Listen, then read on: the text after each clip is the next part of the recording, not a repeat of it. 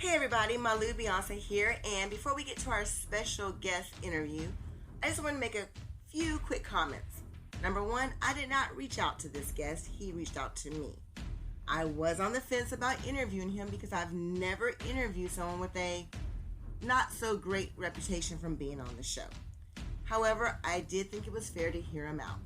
So please enjoy and let's get ready for some tough conversations.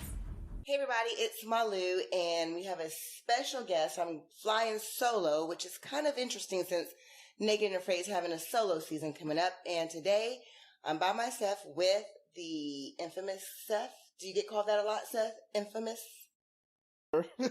Yeah. Well, I'm going to be honest with you. I'm really scared to have you on the show. Oh, no. Because, you have a reputation. But I don't think it's fair not to hear from you.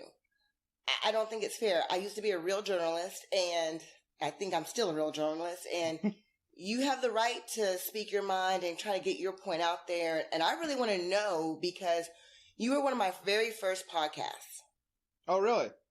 Yes. And I was actually focusing on Sarah for Frozen because she was on the episode with you, correct? She was in Panama with me, yeah. Yes. So I was actually watching the show for her, and all I could focus on was you, right? Well, thank you. Yeah. And you really got on my nerves from the very get-go, but then you would have these moments of clarity, like you would say something, and I was like, why isn't he saying that to their face? Like, why would you say these like wise moment things like, you know what, I have a hard time communicating. I was scared of not getting along with my teammates, but they never showed you saying that to them in person. Did you ever say that to them in person? Well, let's back up for a second. Are we talking about Panama or what? Yeah, let's start with Panama. Okay. So like with Max, yeah, I told him like I spent like before I had gone into that challenge, I had spent like the previous couple years at least, like pretty much by myself in the woods. And I told him like, I at the time I didn't have, very good social skills because I hadn't spent any time around people. So just kind of said what I thought. And, I did convey that to him, but he didn't receive it as well as I wanted it to be received. But at the time, I was young and dumb and cocky, and I said a lot of things that I shouldn't have. You were cocky, but there's nothing wrong with being cocky. I mean, if there's not, and if I remember correctly, and I just want to be fair, the first time Max was on an episode, he has some issues with, some wanting to be alone and not used to being around people as well, correct? Do you remember that? Yeah, I think on his fan challenge, yeah. I'm not gonna bash any cast or anything like that, but I think there was an issue between him and his partner, and I think he would probably say that. Yeah, so I mean, it happens to everybody. I think that's part of the show. They purposely put you together with people. It's part of the equation. They want the show to be interesting. Yeah. But do you think they portrayed you worse than you actually were? They definitely showed like my worst moments. They did not show my better moments. But I mean that's what makes things interesting, I guess. Unfortunately, I had to be the heel in that situation, and there'd be no Batman there'd be no Joker if there was no Batman, and there'd be no Batman if there was no Joker. So there has to be a good and evil. Never seen that movie, but I know what you're saying. Well, there has to be in any story there has to be a villain and a hero. Is basically what I'm getting at. Did you go into it knowing you were going to be a villain? No, not at all. No, I was actually pretty shocked about that. I mean, I knew I had some rough moments out there in the jungle, but you're in the jungle and you're starving, you're hungry, you're dehydrated. Like, one of the big moments in the Panama episode was, us trying to get our fire going, and Max and I remember arguing. But what it doesn't show is that I was going on 3 days without water, and we had both tried to get the fire going, and I was just super frustrated at the time. And another thing that a lot of people don't take into consideration is the amount of pressure that's on you to, like, make it happen and perform, like, and, you know, make it happen and do it. And, you know, Discovery brings you out there, they pay you the money and everything to travel and all that, and they expect you to be out there and to, you know, to at least make the fucking show interesting. And the pressure. I'm going to talk about pressure later, but I know that there's pressure. And I will say this. Even though I think maybe you were blind to some things, the pressure was that you wanted to be a hero and feed them, right? Well, I wanted it to go better than it was going, and I was cocky and naive as to how easy it was going to be or how fun it was going to be. But you would do it again. You wouldn't give it up. Yeah, no, not at all. I would definitely do it again if I had the opportunity. Well, it's something that you should be proud of. No matter how it turned out, you know, it's something that you went in to do, and I think everybody that's on the show should be proud of it. One of the reasons why I wanted to do this right now is because Solo's coming up. Your former partner, Suzanne, is going to be on Solo. And then another reason, there's been some controversy about mental health issues and some of the people on the show. And are you mentally healthy? Sure. Yeah. And, you know, I have issues. We all have issues, right? Yeah. Yeah. Life happens. Yeah. Life happens. Do you think even though you're proud of what you're being on the show, how has it affected you mentally? Because I can't even imagine, like, I get ugly DMs all the time, Seth, about the podcast. And luckily I can just let them, you know, roll off my shoulder. But are you able to let it just roll off your shoulder? Be honest. Well, I couldn't. When I first got into all this, it was a bit of a different. I had different expectations, but I would go to war with people online, and everybody knows that, and it doesn't help anybody at all. It just gets. I'm not going to change anybody's mind, and they're not going to change their mind about me. So it doesn't help anybody to argue. And now I don't even care. But I think you could change people's minds. I think you could if you didn't argue. I think you could change people's minds. No, because they already have this perception that I'm going from the show that I'm going to argue with them, so that's what they're expecting. Let's talk about your fellow castmates.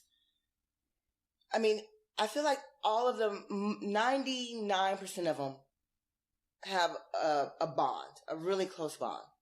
And I feel like you don't have that bond. Does that hurt? Well, I keep a small circle anyway. There's some cast out there that I'm in touch with and stuff. I just don't. No, I'm not in the clique. But does it hurt that you're not in the clique? Oh no, it doesn't hurt. No, not really. See, that would hurt me. Well, does it suck that you don't get the respect that you deserved? Yeah, I mean, I do kind of feel like I get, you know, I've done 2 weeks in the Panama jungle, and I've done 24 days in South Africa, and I really don't feel like anybody gives me any credit for that at all. I get disrespected worse than people that have gone out for like a day and tapped out on day 2. I just felt like you were hurt. I felt like I could see some pain, and I was like, I just think like you should have been more vulnerable. I think I listened to the song that you sent me, and you put some vulnerability out there. And maybe it's harder to do in person, yeah? Well, I mean, I was in my late 20s at the time, so I hadn't, you know, I was, like I said, I was younger. Yeah, I was a little bit more sheltered or whatever. But another thing is that it's easier to just talk to a camera than it is to try and convey like a bunch of deep shit, because then the other person could be like, well, whatever. Yeah. And then it hurts you more, right? Yeah. It hurts you more. It does. I get that. I don't know. It's hard to put myself in the mindset of the person I was back then, because that was going on like 5 years ago now. And how old are you now? 33. 33. You're still young. You're still very young. I got gray hairs coming in, so we'll see. You're still really, really young. Okay, let's talk about Suzanne. Okay. I think this one's a little bit more... I can't defend you as much on this one. I can say, this is what I want to tell you about this. When I watched it over and over and over again, I want to talk about pressure. I think that your mindset was like, hey, I screwed up on the first one. I'm not going to do it on the second one. I got to prove myself. And that kind of got, you kind of got blinded by that because you just wanted to prove yourself because of the pressure. Is that correct or not? Yeah, I'd say that's accurate. I'd say that's an accurate assessment. I definitely went into it when I first got in Africa, like when I first landed and stuff, and then we were getting ready to go interviews and stuff like that. I had a totally different mindset than what I did when I went to Panama. And in Panama, I was, like I said, I was very young, cocky, and naive. And going to South Africa, I had a little bit of a better idea of what I was getting into, and I was more experienced, obviously, because I had been in the jungle at that point as well. And but I wanted to be humble going into Africa. I wanted to try and maintain humbleness, and I tried to convey that in my interviews, but unfortunately, not a lot of people got to see those interviews because of editing due to time and stuff like that. So hang on. Editing due to time or editing due to make you look bad? Well, what do you think it is? There's a catch on both sides of that coin right there, because again, I mean, somebody has to be the heel, somebody has to be the antagonist. Unfortunately, that seems to be me, but I mean, if it is you, yeah, if it's that or don't do Naked and Afraid, then I mean, for me, the whole experience of going and doing this stuff, TV show aside, is worth it to be able to like go and travel and have these wild experiences and be up close with wildlife and go to these crazy places. Like for me, I guess that's the trade-off. Mm-hmm. That's a very good way to see it. You're strong enough to handle that. You're strong enough to come back and say it was a great experience, but they're making me look like I'm contributing to what they're making me look like a villain. Because I think they maybe amp it up. You had some issues. You had some problems. But they amp it up with editing, and you're okay with that. It's a rough situation. I wouldn't do it. And it's definitely, there's parts that are cut and turned around to tell a different story from what has fully transpired, for sure. But I mean, if they tried to show everything, it would be like a year-long season. Right. So tell me what went wrong with Suzanne. Seriously, what went wrong from the very beginning?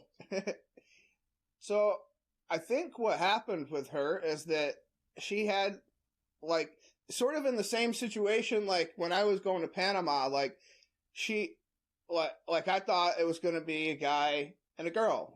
And that's what, our team would be, and we'd do the challenge like normal.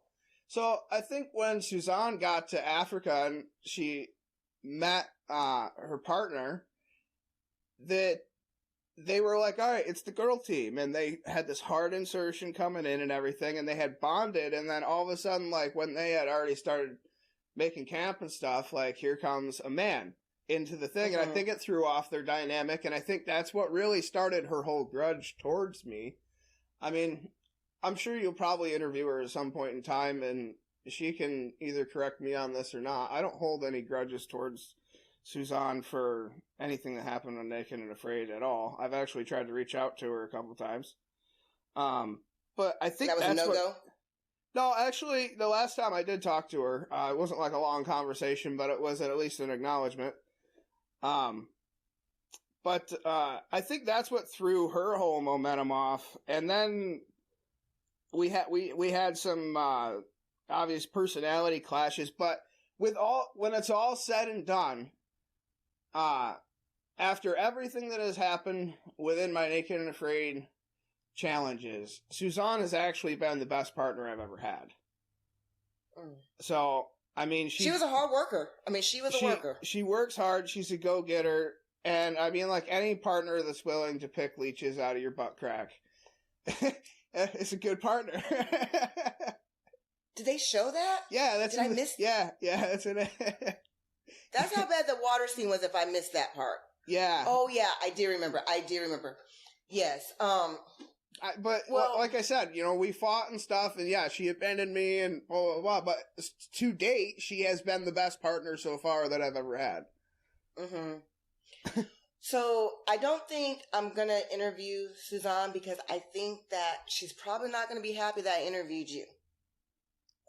Get her on. We'll have a conversation together. Let's talk about, I would love to mend it. But let me talk about the song real fast. Let It Wash. You put it on Facebook, actually today. It was just a coincidence, or last night. And when I went to go watch it, you had 99 views. So I was like, oh yeah, I'm going to be the 100th view. And I listened to about 3 or 4. I didn't realize it had 100 views already. Yeah. Mm-hmm. And I was like, oh, I'm going to be the 100th view. And I listened to it 3 or 4 times. I was driving. And I really tried to listen because you said if I listened to the song, I would get to know you. And it made me sad. Were you in a sad mood when you wrote it? It made me sad. No, not necessarily sad. It's songwriting is what it is. And it's just, you know, have to take myself to different places mentally to be able to come up with different things. Mm-hmm. Well, I like the song. Well, thank you. I am not a music person per se, so I'm not going to give you a critique of your song because I'm already an armchair survivalist. I'm definitely not going to be a music critic because then they would definitely come after me. But you definitely have talent. Thank you. I really appreciate that. You have talent on the show. I think that you owe some people some apologies. I don't know. And not that you're wrong. Not that you're 100% wrong. But there's just some things that I think a man should never do, no matter what the case is. And the laying down part and the pushing, I think you should have walked away. And I'm not saying that she's right. Now, but as a man, I just think you should apologize. Now, what part of the show are you talking about that gives you when y'all were laying by the fire? This thought. Yeah, when you were laying by the fire and you were at your wit's end, it was right before, she left you. And she asked you to move over. She said she didn't have room. And she's like, and you were like, this is where I'm laying. And she's like, well, you need to move over. And you were like, I'm not moving. I didn't have anywhere to move to. If I moved over anymore, I'd be laying in thorns. I was laying where I was always laying. The problem was that she was peeing in the corner, and she didn't want to lay where she was peeing. And she wanted me to move into the thorns so she shouldn't have to lay where she was peeing. Mm-hmm. I didn't have anywhere else to move to. Well, women can't pee. We can't pee like a man can. We have to go to the corner and pee. Now that one girl made the pee gutter, but why didn't you say, well, I can't move over anymore? I did. I told her that like a bunch of times. No, yeah. What it doesn't show is it shows like cuts. Like that whole argument was like an hour and a half long. So it just shows like parts. But it was like, I can't move. I don't have anywhere to go. And then it like just gradually progressed into the argument that was eventually shown. I'm telling you should have walked away. There's no way to walk to. You're in the dark. You're in the boma. You're in the boma. You got me there. You got me there. You can't go anywhere. You got me. My whole argument was I don't have anywhere to go. Oh, you got me. Yeah, that was a big fail on my part. You should have just like shut your mouth or turned over or switched places. But the way that you talked to her, even though it was cut up, even though you were frustrated, even though she contributed to the ugliness, I just feel like as a man, I think that's where you lost everybody. And you're right. I had a whole moment with her, like before she left. It was the night before she left, where I was like, look, I'm sorry, you know, things got fucking wild out here and out of hand. And, you know, can we just start over again and try and make it through this together? Like, I'm willing to let everything go. We could start completely fresh, whatever. Tomorrow morning, we're on it. New team, you know, we stay going. And she was just not having it. Like, she didn't even respond. Like, I sat there with her in the boma by the fire, and I, like, laid out this whole thing. Like, I'm sorry. Like, things got wild. Like, this is not. And she didn't even respond. And then she just sat there. I'm like, you don't have anything to say? Yeah. And she didn't say anything at all. So. Well, I mean, that's what women do. It's called the silent treatment. Well, yeah, that's what happened. and sometimes women, says, when it's hard for women just to let things go like that. It's just hard. But anyway, let's talk about the water. Well, hang on. And also during those nights while we were fighting, she also did burn me downstairs with a coal while I was sleeping. And she flung one onto my face while I was sleeping. So that contributed to the whole argument and everything while all that was happening. Yeah. Well, getting a hot coal on your penis. But she didn't do it on purpose. Reckless? We don't know. Yeah, we don't know if it was on purpose or recklessness or what, because I was sleeping. But the fact that it happened twice, like, ow, and then I go back to sleep and then wake up like, ow, it kind of seemed like it might have been. I think this is the kind of stuff that gets you in trouble. I'm sure she didn't do it on purpose. I'm going to give her the benefit of the doubt that she didn't do it on purpose. Okay, we'll give her the benefit of the doubt. But, yeah, don't say that again. Don't say that again out loud. But let's make up. Let's make things better. Don't ever say that again. No, I'm not saying that I'm trying to say this from the perspective of me being in the challenge. Like, when I look at it now, it doesn't seem like that. But you have to remember that when you're in a challenge, everything is so much more stressful. And and we had made a pact that we weren't going to talk bad about each other right at the beginning of the thing. So all my interviews, I'm talking great about Suzanne because so far she has been a great partner up until all hell broke loose. So I was talking great about her, and then I come around the corner while I was getting firewood one day, and I hear her and she's talking like all this bad things about me. She's saying terrible things. Excuse me. And I confronted her about it. I was like, what? I thought we weren't going to do that. And she didn't. I forget what she said, but she didn't agree with me, apparently, for some reason. Yeah. Well, for some reason. I mean, y'all just did not get along. I think that there's people out there who don't like each other, but they're more like brother, sister don't like each other. And I just don't think that there was any,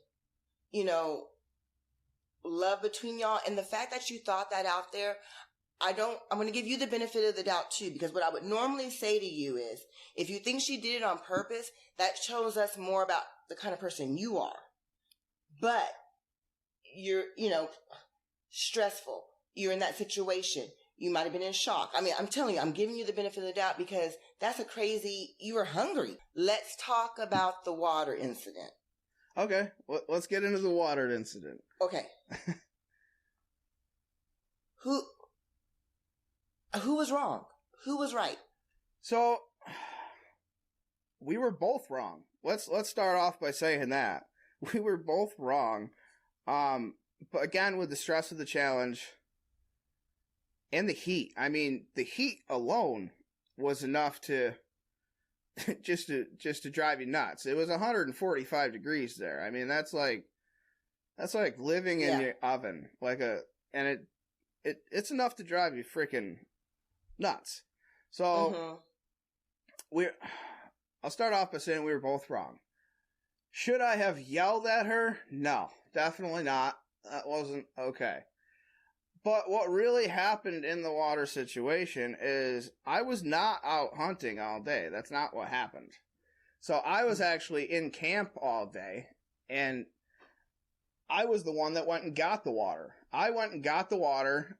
I took it down, let it cool. I went and got the water, brought it up, got the fire going, boiled the water, took it down to cool. And then I was up in camp, in the Boma, and Suzanne and Makani were out actually wandering around. That's why they were up on the ridge, like way away from camp was. Mm-hmm. So when she had come down, she walked down and she stood there and drank half that pot of water. And I watched her drink it. So I got up and I was like, hey, let me get some water. And then all of a sudden it was a big emergency that she had to get the water up on the ridge. And she wouldn't give me any of it. And it's 145 degrees out. All I asked was for like a little bit of water, like a straw full of water, which was an arrow. Or just give me a sip of water. Just a little bit. I'm not asking for a whole pot. And she wouldn't give me any water at all. And at that point, that had jeopardized my own survival. And I had boiled that water for all of us so that we could all drink it. And that wasn't portrayed at all. So that's where that whole argument comes from. Yeah. Well, the only thing that I can say about that is when she paused and said, if you say it to me nicely. Well, if you had time to say that statement, you had time to get a drink of water. Does that make sense what I'm saying? I said it to her nicely the first time. And then she wanted to degrade me in front of the camera and be like, say it to me nicely. Oh, and that's what I'm saying. I'm saying if she had time to say that, she had time to give you a drink of water. Yeah. That's my point. Right. I agree. Agreed? Yes. Thank you for making that point. Yes.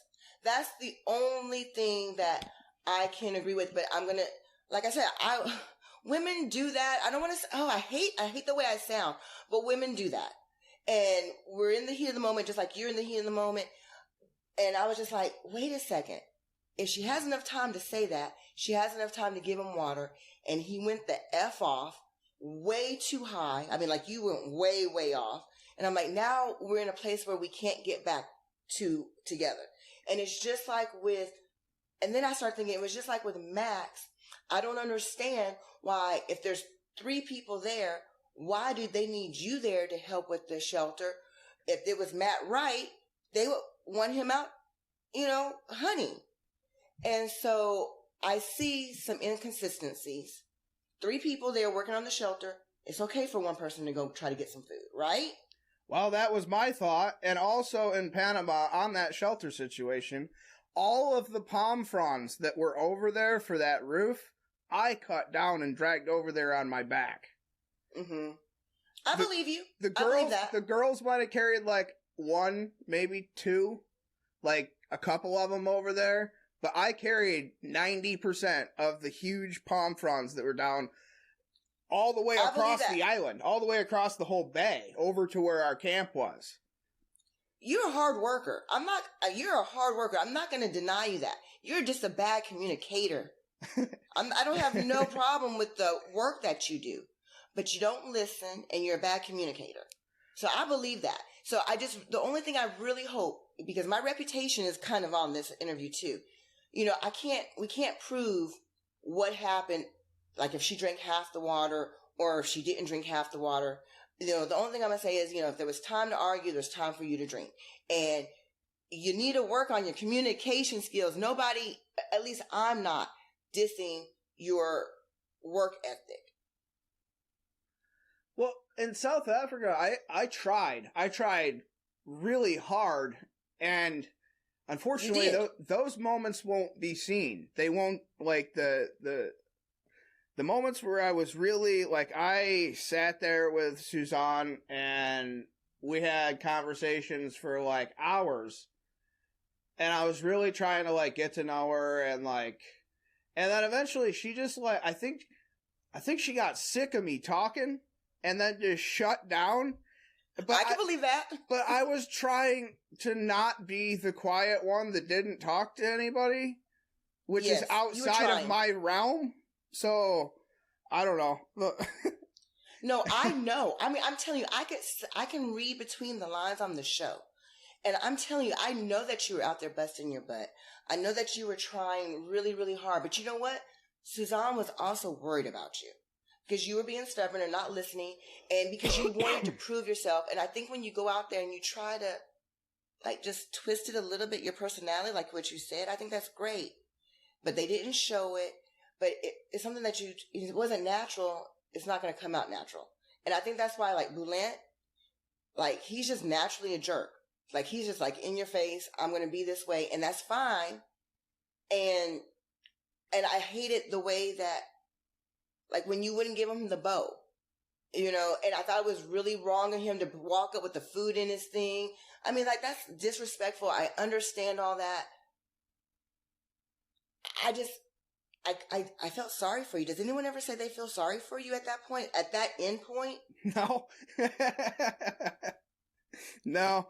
We can talk about the bow situation. So, excuse me for a second. When Boulant came up to my camp, as you mentioned, he had food with him. So that wasn't even, I didn't even like think about the food. The first thing I did was I gave him a whole pot of water and told him drink as much water as you want. Mm-hmm. Then he wanted a coal for his fire. So I gave him a coal so he could get his fire going. And then he talked a big talk about how like we were going to work together, but we weren't going to be like a team. And like if one of us got something, we would share it with the other one. And he had food with him and he wouldn't share it. And after, as I watched the show, he had food like the whole time and didn't share it at all. Meanwhile, I'm out trying to track down a kudu, which was another thing they didn't show. They showed it as an impala. It was a kudu. At least a quarter of that, like a hind quarter of that or something, would have went to Boulant. And he would, you know, just for helping me drag it back or process it or whatever, I was totally planning on giving him, like, here's a quarter of fucking meat, man. We're going to make it through this. Yeah. And after watching the show, he had food the whole time and he was trash talking me the whole time. So he was two-faced about it. But that's Boulant. Well, yeah. But and, okay, so... sorry, I trailed off. Hang on. So the bow situation, I didn't mean to interrupt you. No, go ahead. The bow situation, I helped him out like in 4 different ways so that he could get set up, and he didn't help me out at all. So I wasn't going to help him out again for nothing in return. And there was a fear that if I gave him the bow, he wasn't going to give it back. And that jeopardizes my survival as well. So it becomes a situation of survival. And you have to make that decision. And of course, it's not going to, you know, that's not going to be the popular vote for fans because, you know, all that, you know, he's an asshole. But when it comes down to it, it's survival. It's not let's make friends. It's survival. Yeah, but see, like what you just said right now, you should have said on the show. But hindsight's 20/20. Yeah, you're right. I'm an armchair survivalist, and hindsight's 20/20. You're right, and you were down. But I do want to throw this in there. The funniest part, I think, of the entire. I'm laughing at you. The funniest part of the entire season was when you were like, "I smell barbecue." So the funny part about that is when you haven't eaten or anything like that. Yeah. You can think of something and then smell it. Yeah. So I don't really know if that is really how that happened. Like if Boulant was really cooking something. The turtle? Yeah. And I smelled it. Or if that was just a coincidence. Because that is something that will happen. Like if you're really, really hungry, you could think of something and almost taste it and almost smell it. Like you could almost, your brain could almost play a trick on you where you could smell it. So... I don't know if like that he was actually cooking when that happened, but yeah, that is something that happened. I was like, wow, I smell barbecue, but I was just so hungry that they made it a funny moment for sure. And if that is really what happened, then that's funny. That's fucking funny. But it's just one of those. That's one of those things. Yeah, it happened. Okay, so tell me the worst thing that someone said to you that has stuck with you that you remember. The worst thing. As far as like on the show, like cast? No, anything like a fan after the show. You know, things that happen after the show. Mm-hmm. Oh, wow. I've been doxxed. Like somebody sent like 1,000 emails to my job and said all these crazy freaking things trying to get me fired.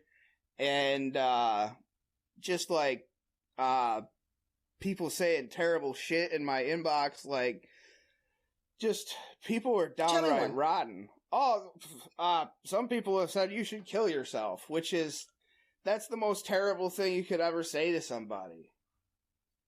I've gotten threats too. I've gotten death threats. I've gotten the whole 9 yards.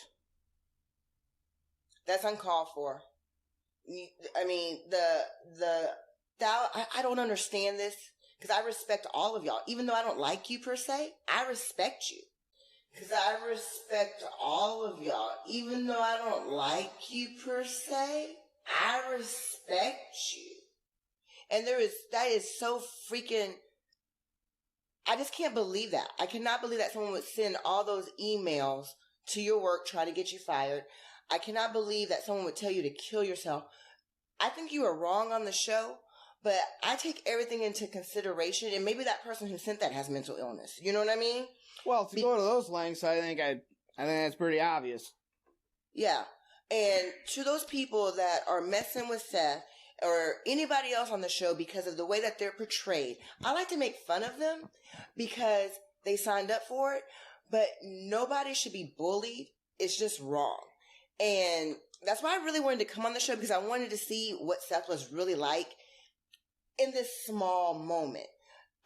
But anybody that's out there sending these threats and saying ugly things, y'all need to go find something else to do with your life, because there's no point. We should wake up happy and go to sleep happy. There's people dying in the world. I think about like the little kids that wake up and try to go shoot, with the Taliban and everything. Like, it must be horrible to wake up and not feel any kind of hope and happiness. Just wake up with evil. So I wanted to give you this opportunity. I liked your song.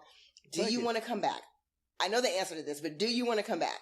Yeah, absolutely. I'm going to go do another challenge if I get the opportunity. I'm just waiting. I think if they were to give me a good partner, and not to say that the other partners that I've had weren't talented or whatever or good at what they do, but like a good partner for me specifically. And I know they could do that. That's not what the show's for. But here's the thing, because I know they do that with other people.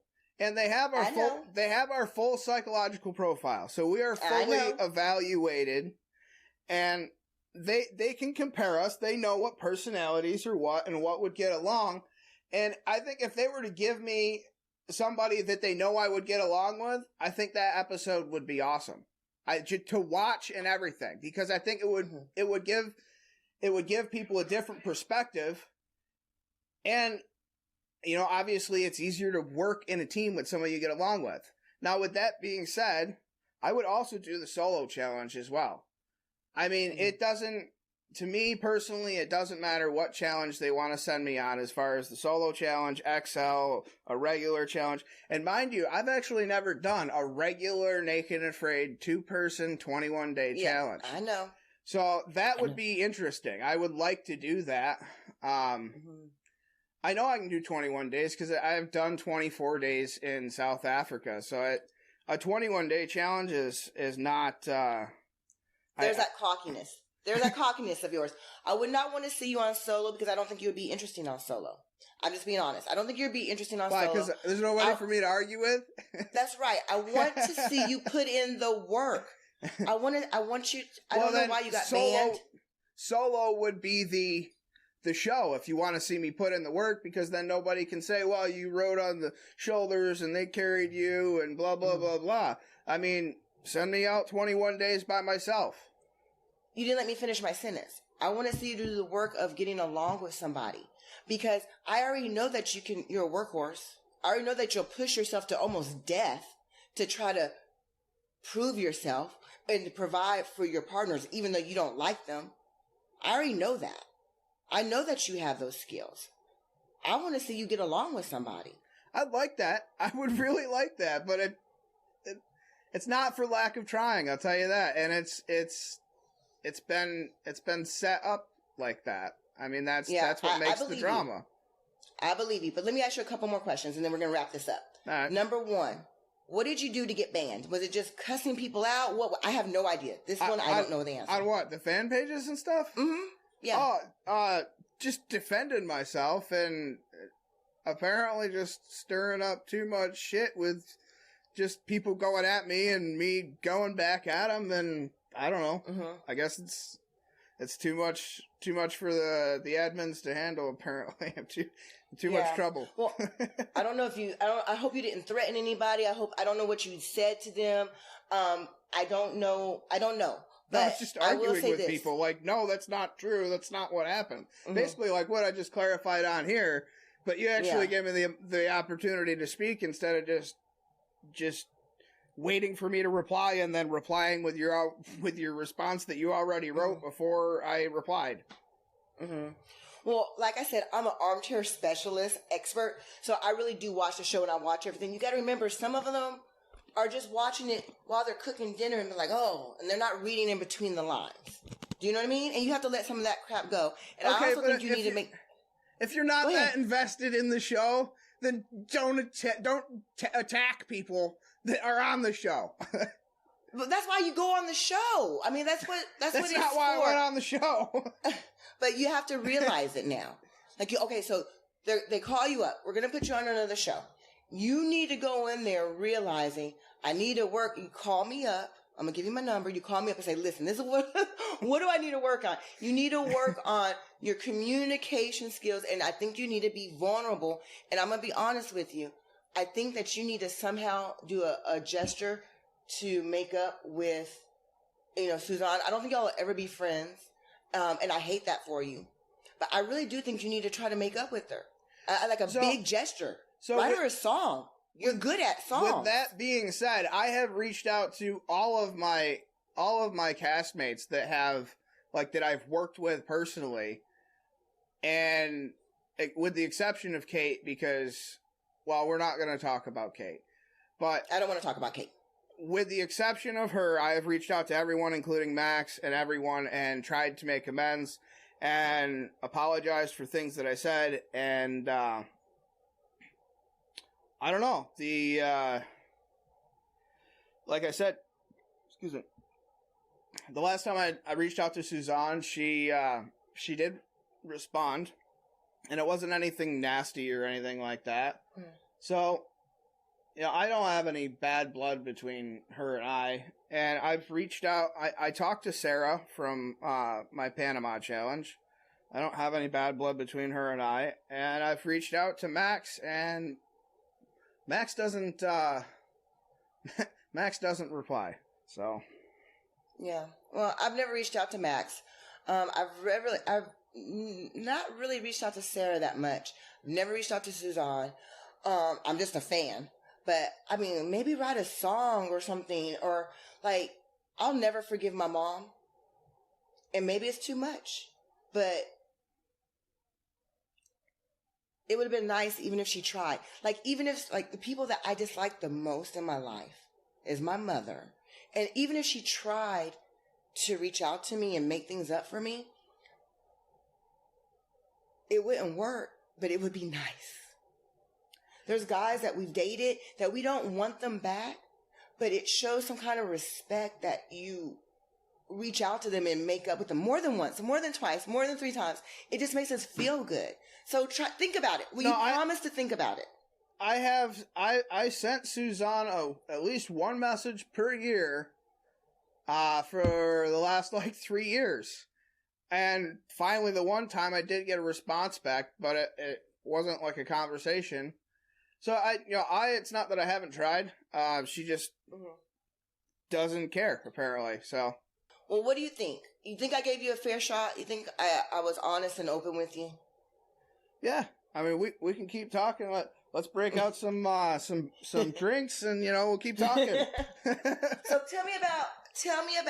I got a little emotional there when I was talking about my mom. Tell me about your music. What are your aspirations? Do you just want to be on TV? I mean, what's your end goal? My end goal? Oh, geez, I don't know. I've always wanted to be in the entertainment industry, because I started playing drums when I was like 4, and then got a guitar when I was a little bit older, and I've just always played music and everything since I was a little kid, and it's always been, the entertainment industry in general has always been something I've always wanted to do. But what about your love life? I'm single right now. We'll see what the future brings on that situation. Are you actively dating? If not currently, because I haven't met anybody specifically, but if Do I girls met see somebody, you on the show and we're like, oh, I can't date you because of the way that you were on the show? Has that ever happened? I'm sure it probably has. Yeah, I wouldn't be surprised if that was the case. That's a shallow type person that I'm not really interested in anyway. So. Well, I don't think they have to be shallow. I just think they would be naive. They don't know that the show's edited up. They don't understand all that. I don't think they would be shallow. I just think maybe just uneducated, naive, that kind of stuff. But I want to see you again. I have no say. I mean, but I just wish, I feel sorry for you because I think it's in there. And and even with our conversation, you keep talking about like you're a workhorse and all that. And I know you are. And I have no doubt that you need another partner. You need another go. I would really enjoy the opportunity, certainly. If you had another opportunity, would you be more vulnerable? Well, it depends on the situation. No challenge is the same, and there's no situation in those challenges that are the same, other than being hungry. So I do think that you seem like a liability. On paper. Ouch. Yeah. And that's what I'm saying. Like, make yourself more vulnerable. Why am I a liability? Because if something happened and they've already had it on the screen where you were in a almost physical confrontation with a female, that's cancel culture. That's why I'm scared to talk to you.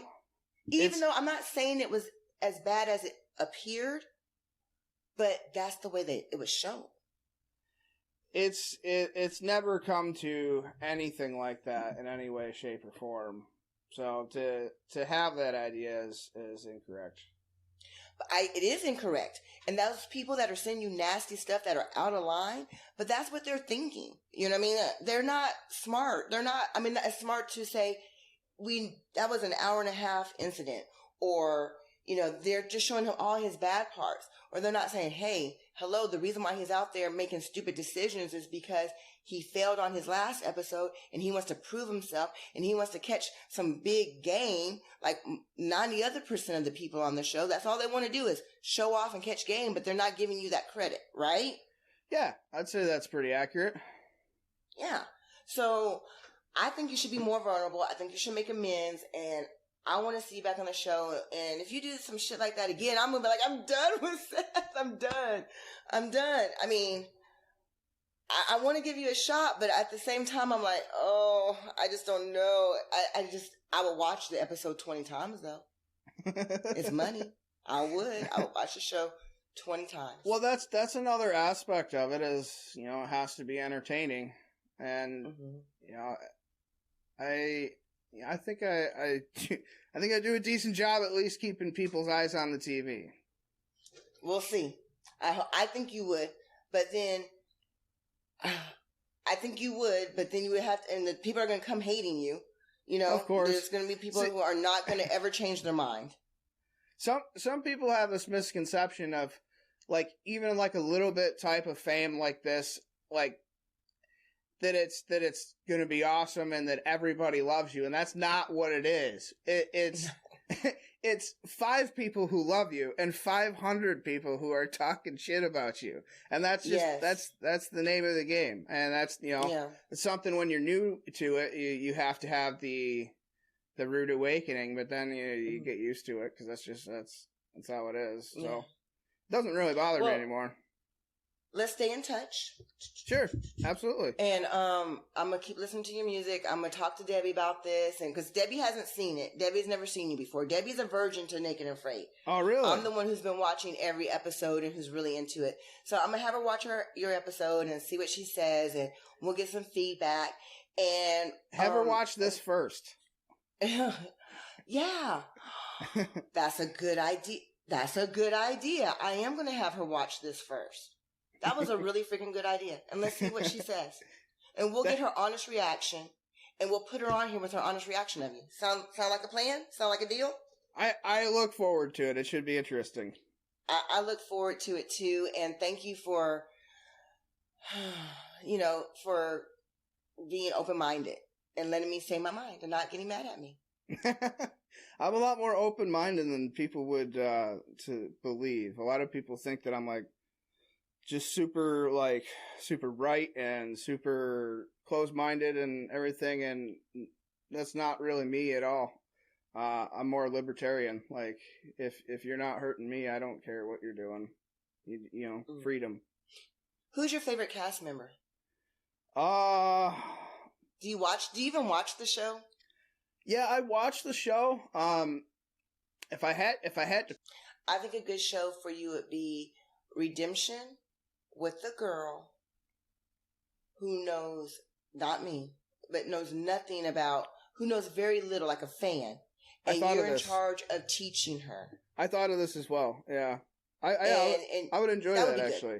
Yeah. Yeah, I would enjoy that. But she would also have an option to either ban you or go on her own or something No, there would have to be a twist. Every challenge I do is a twist. I just want a regular challenge. They have to have a twist. But yeah, you being in charge or you being the mentor of somebody, I think that might be pretty good. I would really enjoy doing that. I think that would be very interesting, and I would be open for that. And you would have to be vulnerable. Another thing that I would be open to is to go do a challenge with. I mean, everybody says EJ is not going out.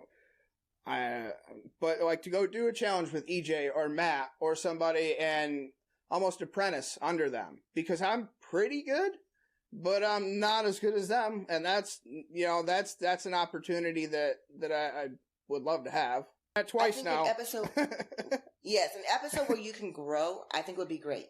Yeah, and I'm open to that. That's what I've been asking for, and we'll see if it happens. I don't know. I hope it does. All right, well, we're going to wrap this up. This has been one of the longest interviews that I've had, and I think he was worth every single minute of it, and I hope you agree. We're going to have a follow-up with Debbie, and then we might be back in touch with them. We don't know, but we want to thank you for giving Seth a chance. Everybody deserves a chance to be heard. Nobody deserves to be bullied or threatened, ever. So give Seth a chance. Hashtag it. Yeah. What about that? I like it. Well, thank you very much for the opportunity to have a chance to talk.